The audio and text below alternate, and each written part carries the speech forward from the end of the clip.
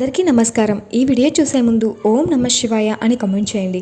కార్తీక మాసంలో అత్యంత పవిత్రమైన దినం కార్తీక పౌర్ణమి. ఈరోజు చాలా ప్రత్యేకమైన రోజు.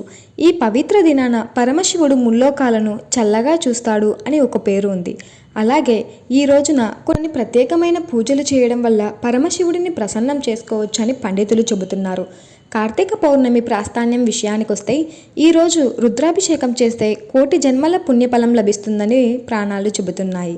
అలాగే నదీ స్నానం చేసిన వారికి ఈ రోజున సకల దరిద్రాలు తొలగిపోయే అవకాశం ఉంది.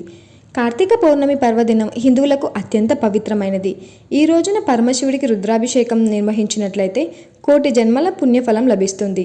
ఈరోజు శివాలయాలకు వెళ్ళి పరమశివుడిని దర్శించుకొని శివలింగంపై అభిషేకం చేసినట్లయితే సకల దరిద్రాలు తొలగిపోతాయని పండితులు పేర్కొంటున్నారు.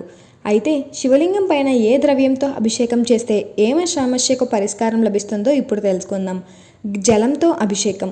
గంగా జలంతో కానీ ఏ ఇతర నీళ్ళతో కానీ శివలింగం పైన అభిషేకం చేసినా పరమశివుడు ప్రసన్నం చెందుతాడు. నిత్య అభిషేక ప్రియుడైన శివుడికి అభిషేకం చేసినట్లయితే మీరు ప్రస్తుతం ఉన్న కష్టాల నుంచి బయటపడే అవకాశం ఉంటుంది. అలాగే పరమశివుడు మీ కుటుంబాన్ని చల్లగా చూస్తాడు. ఆవు పాలతో అభిషేకం.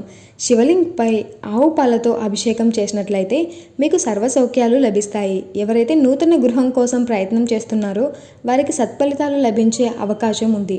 ముఖ్యంగా కొత్త వ్యాపారం ప్రారంభించిన వారికి కూడా మీ పనులన్నీ విజయవంతం అవుతాయి.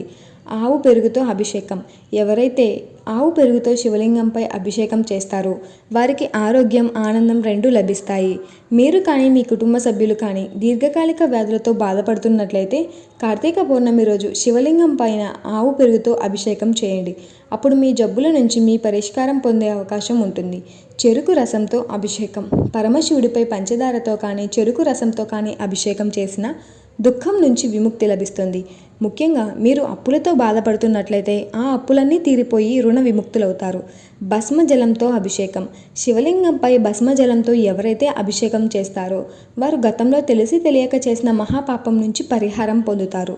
తద్వారా మీ కుటుంబ సభ్యులు ఆరోగ్యాన్ని కాపాడుకోవచ్చు. బిల్వపత్రాలతో అభిషేకం. పరమశివుడు బిల్వపత్రానికి అత్యంత ప్రియుడు.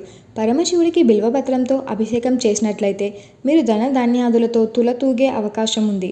అలాగే పరమశివుడిని ప్రసన్నం చేసుకోవచ్చు. కార్తీక పౌర్ణమి రోజున నదీ స్నానం చేయడం వల్ల సకల పాపాలు హరిస్తాయి. అలాగే నదిలో దీపం వెలిగించి వదలడం వల్ల నదిమ తల్లి ఆశీర్వాదం పొందవచ్చు. కార్తీక మాసంలో దీపం వెలిగించడం అనేది అత్యంత శుభదాయకం. ఈరోజు మీ ఇంటిని దీపాలతో అలంకరించుకొని పరమశివుడిని పూజ చేసినట్లయితే మీ కష్టాలన్నీ తొలగిపోయి పరమశివుడు సకల ఐశ్వర్యం, అభివృద్ధితో ఆశీర్వదిస్తాడు. Hope you all guys. మీకు ఈ వీడియో నచ్చిందని అనుకుంటున్నాను. వీడియో నచ్చితే లైక్ చేసి, షేర్ చేసి, సబ్స్క్రైబ్ చేసుకోండి.